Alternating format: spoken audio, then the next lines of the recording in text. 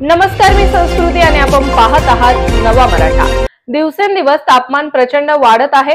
काही दिवस कडक ऊन तर काही दिवस अवकाळी पाऊस असं तापमान सध्या राज्यात दिसून येत आहे। या बदलत्या हवामानामुळे आणि कडक उन्हामुळे डोकेदुखीचा त्रास वाढतो।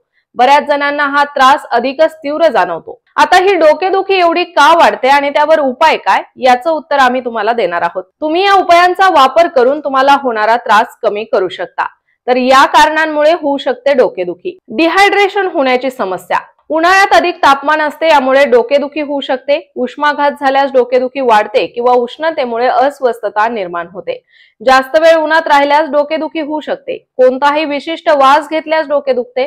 उष्णतेमध्ये जड व्यायाम केल्यास शरीर लगेच थकते आणि डोकेदुखी सुरू होते। तसेच डिहायड्रेशनमुळे डोकेदुखी होत असेल तर दिवसभर भरपूर पाणी पिणे आणि तुमच्या आहारात द्रव पदार्थांचा समावेश करणे आवश्यक आहे। काकडी, टरबूज इत्यादी पाण्याचं प्रमाण जास्त असलेली फळे खाण्यास सुरुवात करा।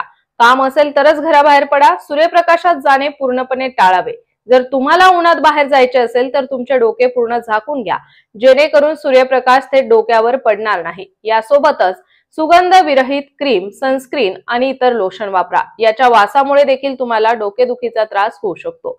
उन्हाळ्यात शरीर लगेच थकते। थोडे जरी शारीरिक श्रम अधिक असणारे कार्य केले किंवा उन्हात तीव्र व्यायाम केला तर डोकेदुखी होऊ शकते। यामुळे तीव्र व्यायाम टाळा।